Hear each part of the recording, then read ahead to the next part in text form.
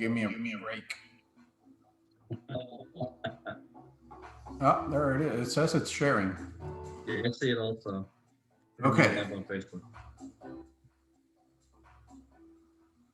Hello, good evening, and welcome to Success Paradigms episode 28. Yeah.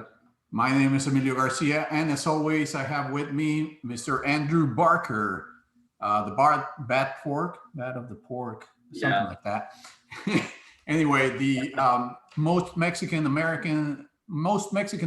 gringo that you'll ever find. There's no politically correct here. You can say pinche gringo in that context. And pinche gringo that's between friends. Yeah, and by that's the way, I was not friends, the one that exactly. put that nickname on him. Yeah. So anyway, today I'm really excited. We've been working on this one for a while. We have with us Alberto Mayagoitia, and some of the listeners in the US might not know his name, but I can tell you a lot of people in my family, whenever I say I'm talking with him or I'm doing an interview or whatever, they know exactly who it is. So we'll get into a little bit of that, a bit more, but just so you know, he was a big soap opera star in Mexico in the Telenovelas. And then he became an entrepreneur. And I got to say, if there's one of those guys, and a lot of entrepreneurs, and Andrew and I are the same way, you see it, we end up working twice as hard for half the money, they say, at the beginning. But we were talking the other day, and we actually did another show where he interviewed me. He has his own podcast, and believe it or not, we did it on December 24th. Wow. Talk about like, well, we're already here. Do you have half an hour? Do you have an hour? Yeah, why not? It's like we work any day, so who cares? So Alberto, welcome to the show, and thank you for doing this with us. Very welcome. Thank you. Gracias. Thank you, Emilio. Thank you, Andrew. It's an honor and a privilege, and this is the very first time I do this in English, and I'll hope that my Antonio Banderas accent works with your audience. It'll be okay, no worries. Yeah, that's a popular accent. Hey, stick with that one. The other choice is doing it in Spanish and having the pinche gringo. No, let's stick with your Spanish, Alberto. We'll stick to Spanish. So, Alberto, tell us a little bit more. I know, were you born in Mexico City or around? Because I know that's where you started your career in soap opera and theater and all that. Tell us a little bit more about that. Yes, I was born and raised in Mexico City. My father was from Torreon, Mexico, and my mother from Denver, Colorado. So I'm half and half. Okay. And I grew up with the best of both worlds in an almost English-speaking home in Mexico City, but with Thanksgiving and mincemeat pie and that kind of things. And I used to be scolded in English by my mother. In fact, it was not until I was like 5 years old that I realized that my name was not "Don't touch that." And since then, I've been, we were tocayos. I've been juggling both lives. When I was 19,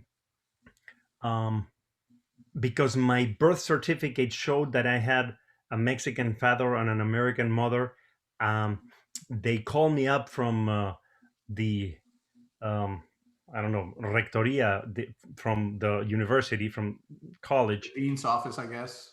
Yes, the dean's office, because they wanted me to clarify if I was going to study in UNAM, the Mexican government university, as a Mexican or as an American. So they asked me to go to Relaciones Exteriores, to the Ministry of Exterior Relationships in Mexico, to decide which was I going to be a Mexican or an American. So I knew that the birth certificate of a U.S. citizen abroad that I had, because my mother registered me in the embassy in Mexico City, said in the back that if I had not spent 2,000 days in the U.S. by the time I turned 18, I was pretty much going to lose the status of U.S. citizen. So I went to this ministry and I said that I relinquished my U.S. citizenship in order to, because I knew that I was already disqualified. Okay. However, a little while after that, I got a letter from George Shultz, Secretary of State, that said something like, "It has come to our attention that on October such and such, you made an oath to the Mexican government, and we want to know if you were coerced or in any way pressured to do such an horrible act." And I answered back and I said about the 2000-day law, and then they answered back and said, "No, no, no, you're fine. You can get your citizenship back." So Really? since Wow. 20 years old, I started paying double taxes in Mexico for what I made as a Mexican. Yeah, I see Andrew already laughing. And Yeah. Yeah, taxes, well, see, he's a CFO and CPA, so Yeah. and it was crazy. It was crazy paying double taxes because Uncle Sam arm goes very far. oh Eh, yeah, it stretches far. yes. So, and that's my part of the U.S. side. However, when I was 11 years old, that's when I started acting in children's theater and the soap operas. And by the time I was 13, I had been on soap operas and sitcoms for a little while, and that's when I pretty much became a household name in Mexico, and my face would come in the TV guide, which is kind of an extinct thing that nobody has TV guides anymore because the TV guide is on screen. Right. But on the Oh, screen, it's on the man now. yes, You Yeah. don't need a Yeah. guy. Alberto, is yes, this with Grupo Televisa or was it someone else at that yes, time? yes. Pretty much the soap operas from Televisa, and after that, TV Azteca. Now that I'm living in Austin, Texas, I've been pretty much out of soap operas or the TV screen, and pretty much I'm just doing a one-man show, uh, which is a monologue that I perform here and there. And yes, as Emilio said, I have a presence in the YouTube and the different podcasts and things that have to do with my side of as an entrepreneur. When I was 23 years old, I started in multi-level.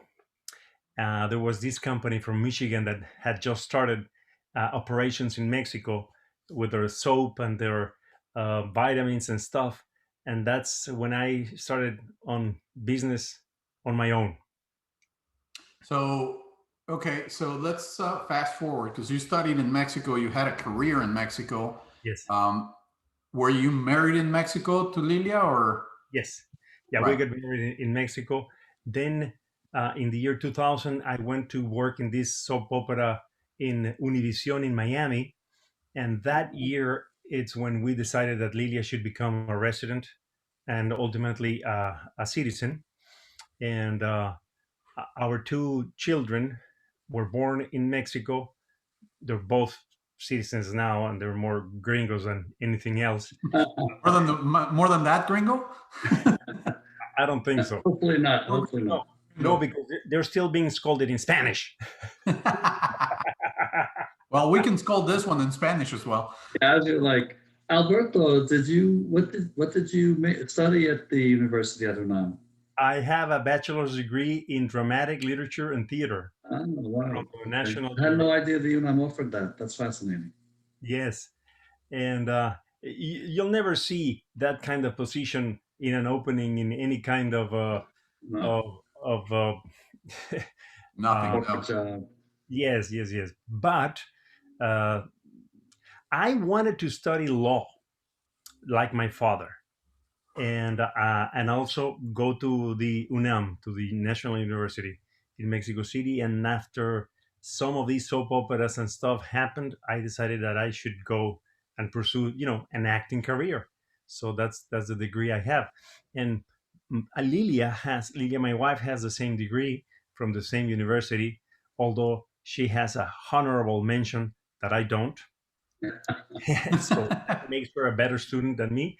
And our daughter Aline graduated from the um, musical theater program in the University of Michigan. Yeah, we were Oh, talking about that the congratulations. other day. Yeah. My daughter, if you hear any vocalization and whatnot, she's got her Yeah, she's got a class now, so Excellent. you might hear her in the back, but she's going for the same thing in August, I think it is. I don't know. I don't want to know. So, So, Emilio, I'm just so curious, and I don't know Alberto as well as you do. Well, I'm sure the listeners and viewers, and you may already be planning to talk about this, guys, but I'd love to hear how you, like, because you went to the UNAM and studied something related to Art. performing arts and acting, but you had started already basically as a child actor. Yes. So how did they find you, or how did you find them? Oh, Um, I have 4 older sisters, and they related a lot with Little Women from Louise May Alcott.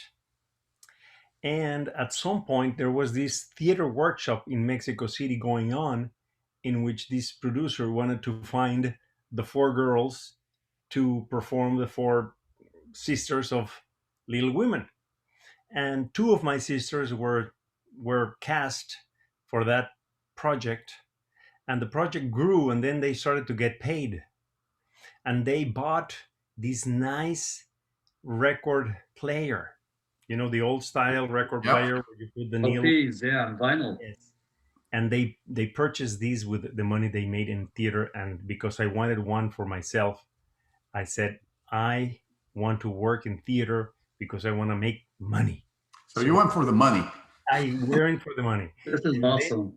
then after I don't know, maybe half a year, the same producer started another project, and this was The Adventures of Tom Sawyer and Huckleberry Finn. I'm Oh, glad wow. you didn't say you replaced one of your sisters. And that's where I started. I was 11 years old, and I Thank you. Sorry if I interrupted the script to the degree there is one, but that it was I had to know, and that's a great story.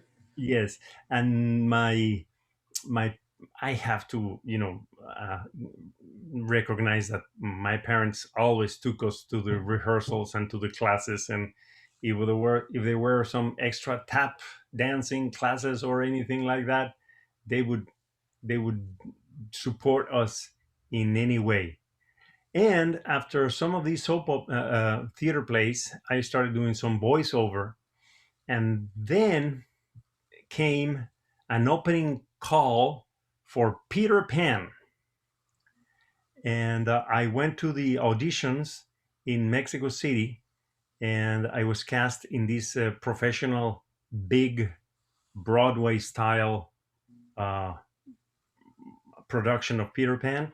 And after that, there was another opening call in a musical TV program that was called X-E2, X-E-T-U. I see I see Emilio nodding. Yep. And it was some kind of a Something was the host, right? Rene Casados, yes. There you And go. he later on got into politics. If you remember Hairspray, it was that kind of yowza yowza yowza program, and with musical people making impersonating other famous singers and things like that. And there they announced this opening casting call for this soap opera, and I went with my little with my little Actors Guild credential from the other production, and I stood in line outside the studios of Televisa for half an hour until I was called. They put a sticker on me, just like in the movies, and that's how I landed the first part of the first soap opera in 1982. Oh, you Wow.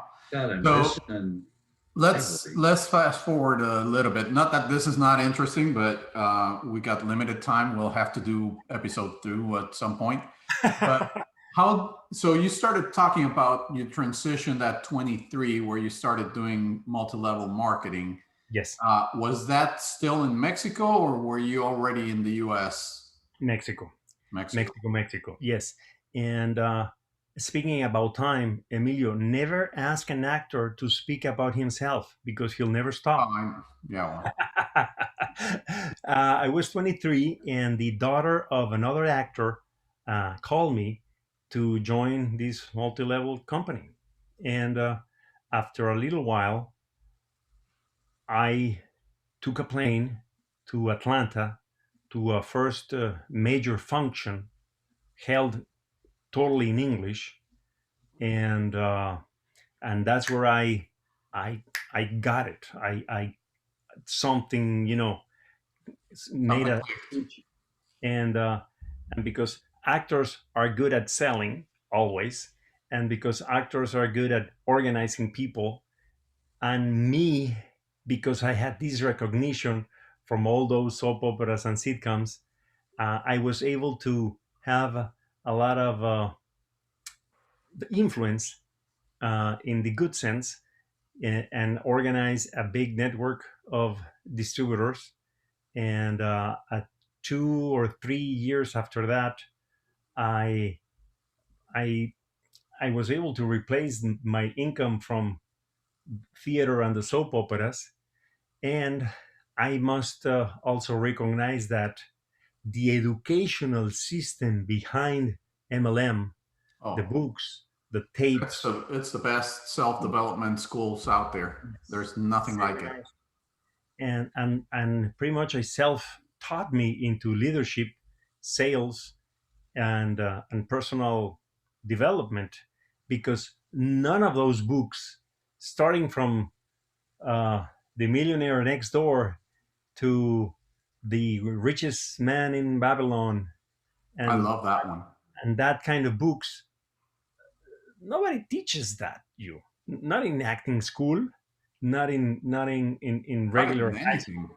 not even in the university. Because in fact, in my university, the broker the broker you are, the more of an artist you become. Mm. And Oh, I don't agree with that. I don't agree with that. But Starving artist syndrome. well, yes, and we can Starving. go on a tailspin here, but it's also kind of the broker you are, the more assistance you get for college in the US. wow. So, and we'll talk a little bit more about that because I know you developed a passion for that.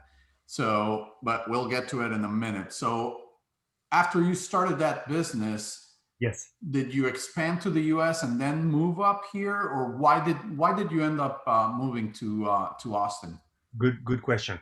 Uh, Lily and I reached the diamond level in this company, which is like a very big important milestone in your career. And that's when you start getting invited to teach and speak in Southern America and other places about the business, the product, and the leadership principles, and how to build the network, and how to work with when A has a problem with B, and they have some kind of ego, and don't you mess up with my group, and things like that. Mm-hmm. And we wanted to achieve the diamond level in the US as well. So, uh, because we had already started building the business in the US long distance, I would take a plane to Los Angeles and show the plan for a couple of days and come back to Mexico City. My accountant said, "Hey, you're now making good money in the U.S. Why don't you buy a house? Why don't you deduct the interest? Why don't you do something?"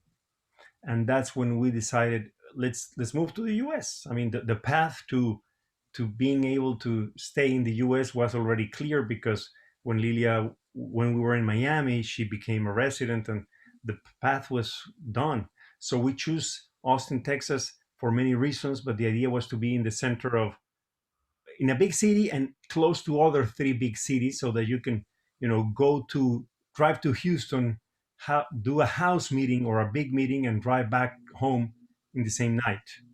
And Right. also, it was close enough to Mexico, at least a drivable distance in one day to Monterrey, Mexico, and other places. And uh, and also Austin, because there's not a lot of theatrical or movie production. It was not going to be a distraction. So we all we, Oh, okay. we choose Austin for many for many reasons, and Which is odd because the uh, scouting for TV commercials and print ad, most of it happens in Austin. Really? Our ad agency, every time we have a call or whatever, I don't know, 80% of them maybe are, well, if you pass the initial, the callback is in Austin and excellent. filming will be in Austin and stuff like that. So Okay. it's curious that they don't have the other stuff, but for some reason, TV and print are, because my kids did a bunch of that. My daughter's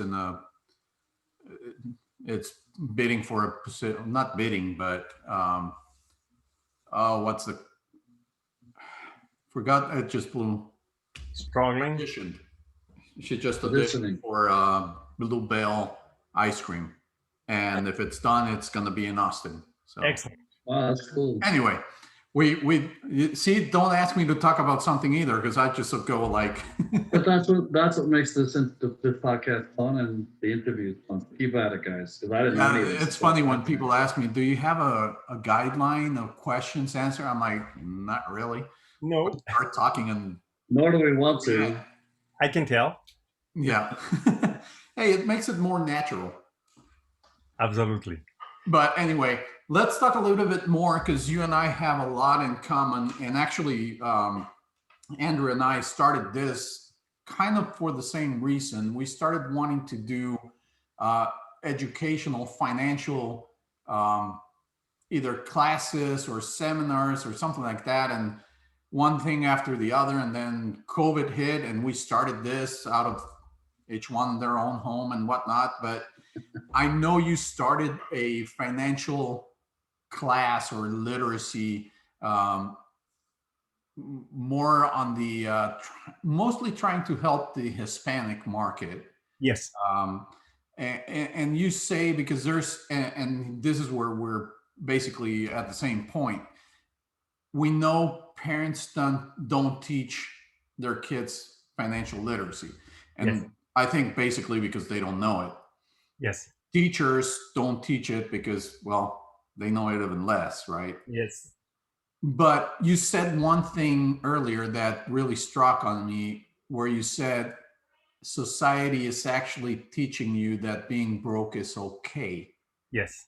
And that actually strikes a chord with me, because my son was, I believe, 11 or 12 thereabouts, and he came home one day saying he had a finance class at school. So he Okay. was all excited, right? He's like, Daddy, I learned some of what you do at school. And I was like, oh, that's awesome. I mean, as far as I know, they don't teach it, but that's great. And a couple of minutes later, I'm like, well, I'm curious. Hey, let me see what they taught us. What do you think they taught a 12-year-old on personal finance? How to balance your checkbook? How to That get a would have credit been card? great. Andrew, what? How to get a credit card. Close. How to manage your credit card debt. So when you said yes, society, I was hoping I was joking. what's that? I was hoping I was joking, but Yeah, well, you were right there. So when you said society teaches you that it's okay to be broke, that's one of the things that we're trying to solve. And I already sent you the book that our company did, which is basically comic books and whatnot to teach it at all levels. By the way, I should have the Spanish version in a couple of weeks, so I'll get you a copy of that one as well. Thank you. But I'd love a copy eventually also. The English I version. gave you one in English, and you saw it. Yeah, the English version's great. Yeah, you really gave good. it someone. I remember that day. Well, I'm helping you out, man. I can't always get another copy from you, but if someone else is curious. Hey, that's good. Promotion is good. So, all right. So again, we went a little bit far. Coming back, Alberto, tell us a little bit more. Where did that passion or that calling come for you to say, "Hey, I got to teach people I got to do a financial network to help people, especially again the Hispanics, which was my initial intent, and then I found out that the gringos are just as screwed up. So, where Well, did that come from? uh, first, it came as an idea to complement, as a complement to the teachings that we did give to the people in the business, in the MLM, such as um, how to reinvest the first money that you make in the business into the business, or Right. how to, why should you separate some part of your income to pay taxes. No, sometimes people start making money in the business, or more money that they have ever made, or the combination of the MLM income and their job puts them in a position of making more money, and we need to teach them how to manage that money. So in the beginning, it came as an idea to a supplemental education that goes beyond the vitamins and the soap, and talk Yeah, about. whatever that. Yeah. Well, Yes, and in my mind, it goes hand in hand. You're helping people make extra money, help them use that extra money wisely, not turn around and absolutely. waste it. And then it dawned on me that why don't we just teach more people, because everybody needs to know more about this, not only those who join our network. And the spectrum of the people that you can help, knowing more, I mean, the spectrum of the people that you can teach that are not part of the network, it's a lot bigger. No, Right. there's a bigger market of people that you don't know than the people that you do know.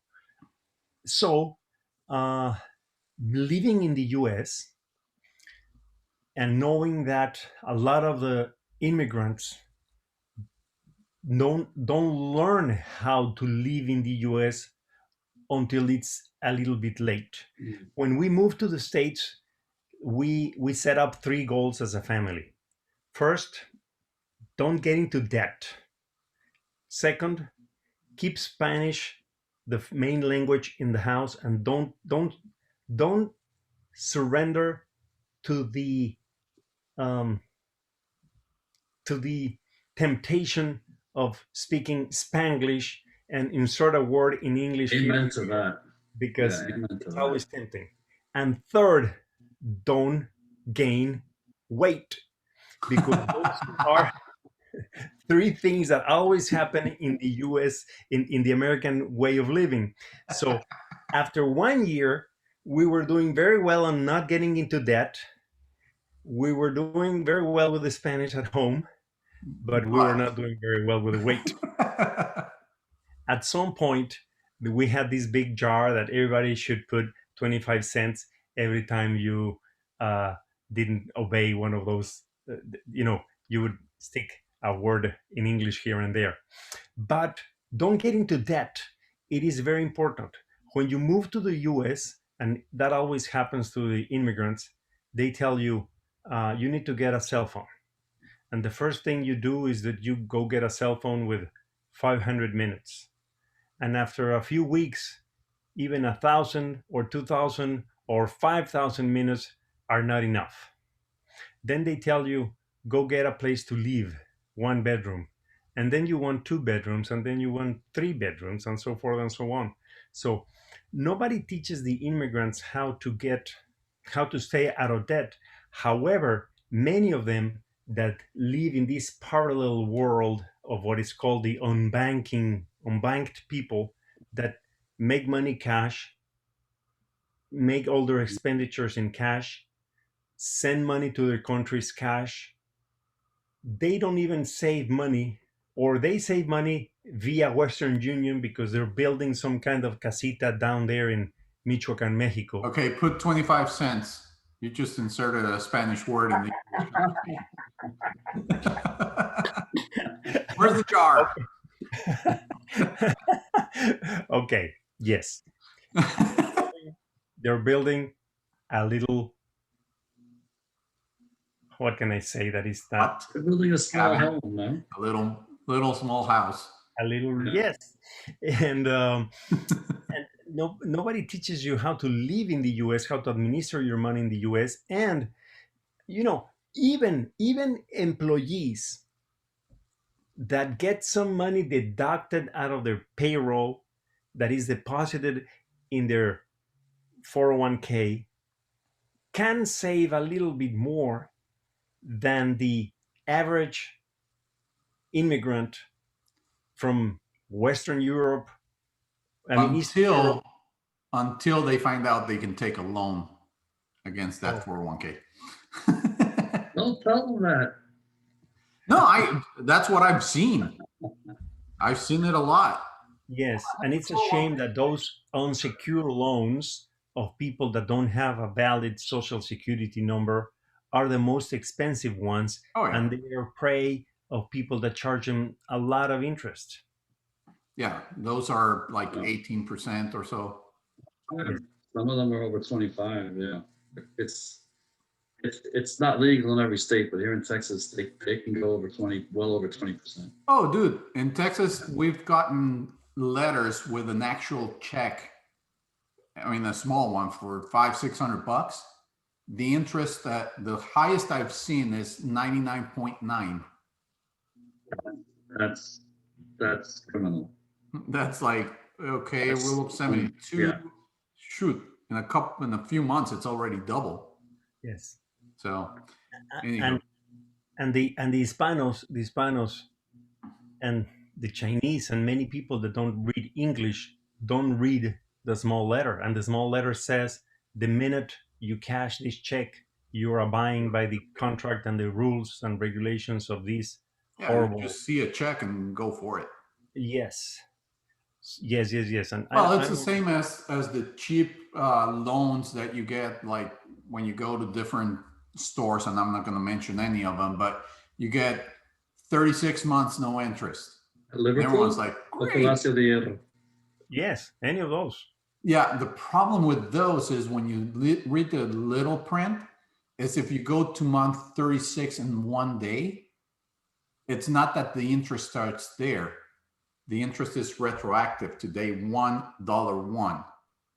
So all those, because when I moved up here, everyone would ask me, how can businesses afford to give you 3, 4, 5 years no interest?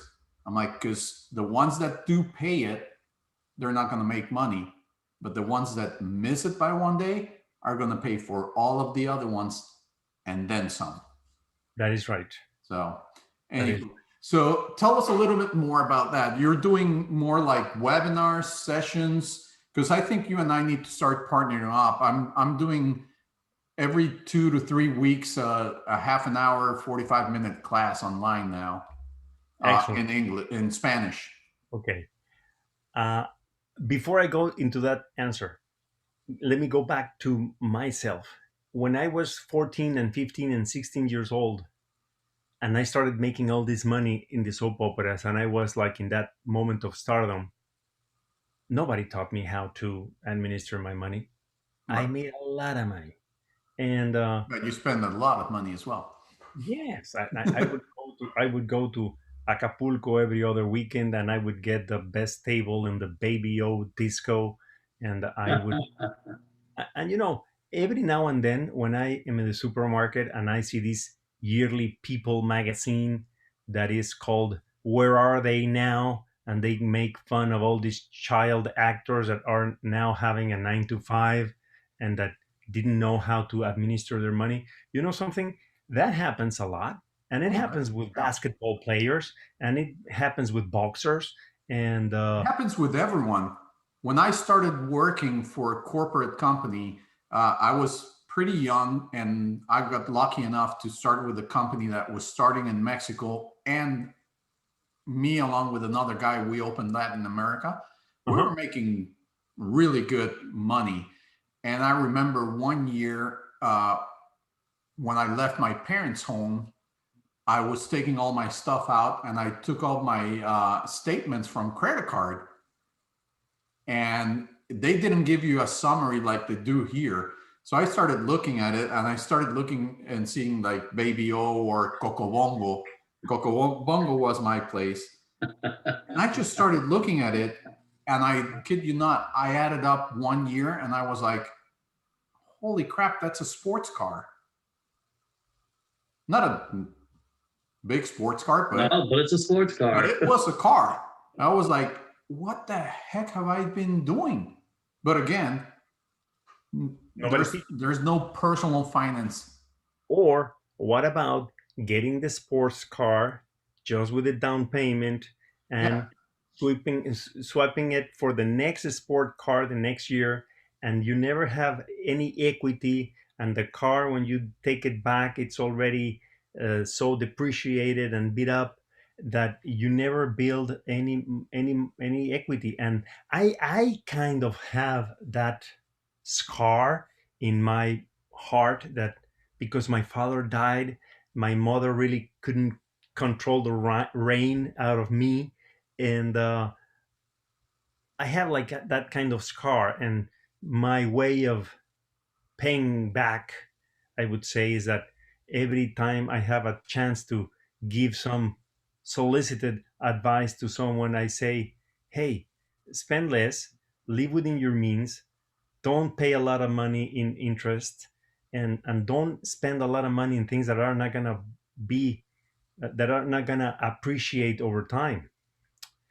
And uh, and that's, you know, So where can people find all of this? I mean, I know your channels and all that, but there's a lot more literature about financial literacy right now that there was 25 years ago when I started this journey. I can right. say that. I mean, if, of course, as always, don't believe every single thing you see. But if you start by listening to the radio, and every now and then to guys like Dave Ramsey, you're going to learn something. You're going to learn some common sense.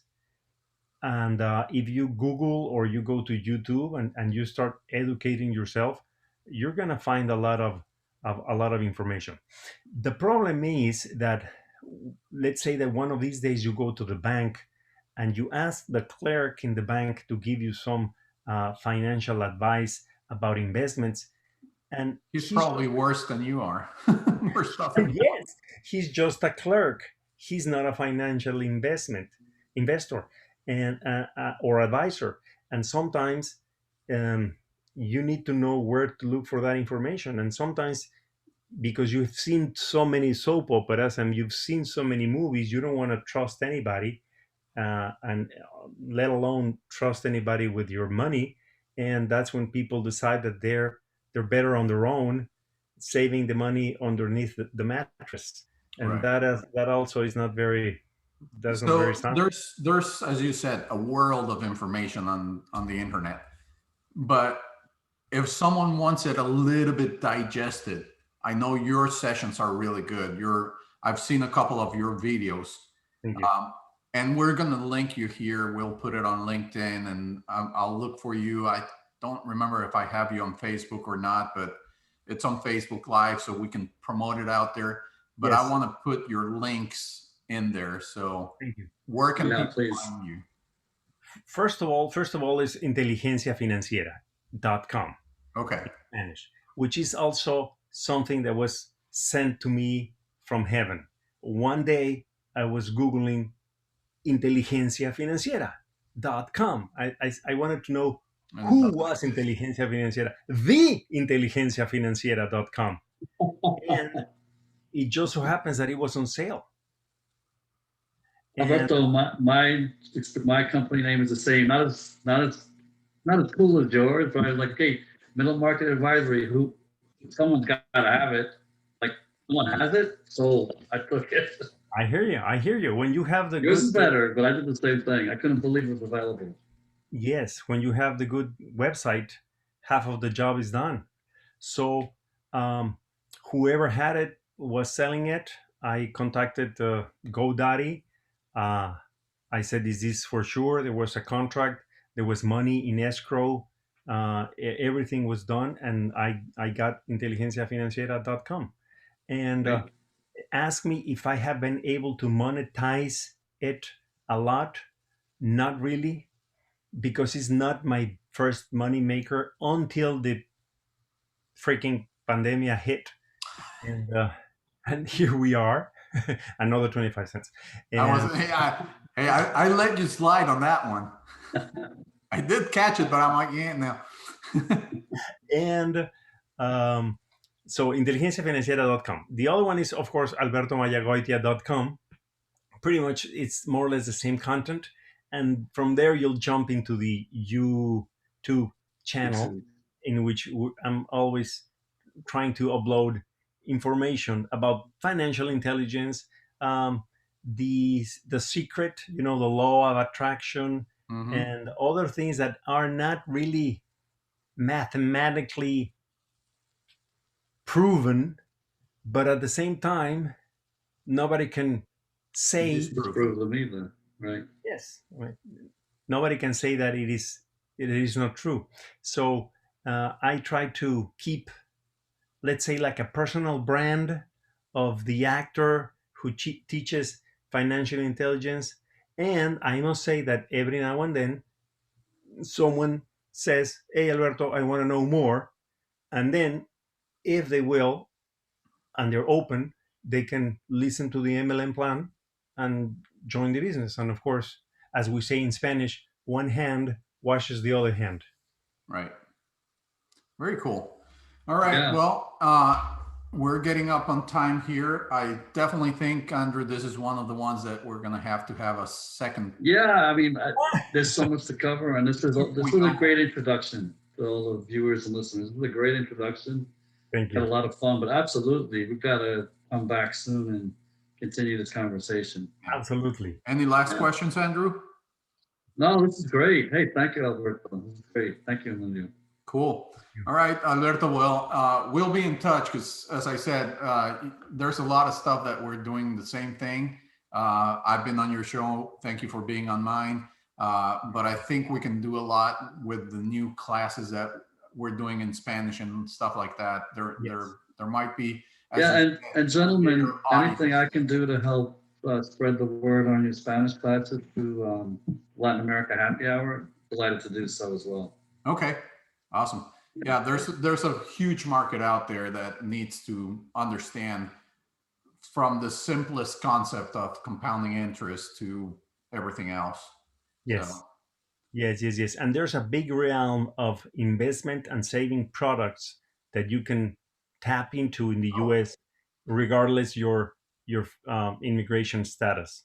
Right. And I always tell people, don't think you have to have $1 million to start investing. You can start. We have investment platforms from $20 a month. Yes. That's great. Yes. So Andrew, you keep practicing your Spanish, okay? Because it's profitable. Yes. Hey, he lived in Mexico for 13 years, and he was actually the CFO for Interlingua. Oh, I see. Okay, good. And I've got to keep practicing it. Yeah, I give him a hard time, but he's actually pretty decent. Okay, and as far as my acento de Neoyorquino.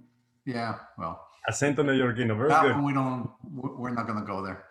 So, Emilio, how are you doing with the three things of the Mayagoitia family when you move to the States? We had the same philosophy: no Spanglish. That we were great at. And what about gaining weight? Gaining weight. I'm working on that one now. I won't scare everyone by showing you, but I'm working on that one. Yeah, it's true. That's why I was laughing so hard. It's so true. I'm not going to say I've got apps or whatnot, but at least we're doing okay. No, you're flaco. Flaco.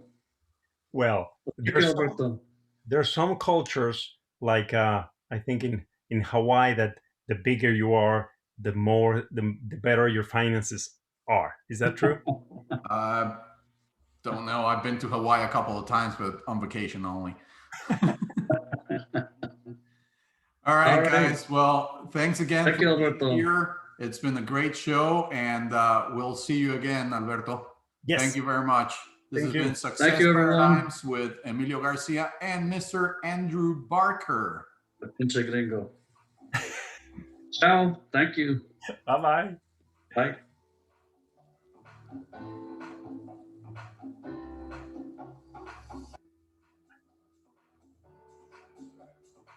Buenísimo. Gracias, Emilio. Gracias a ti. Ahí estamos en contacto. Seguro que sí. Un abrazo. La Bye.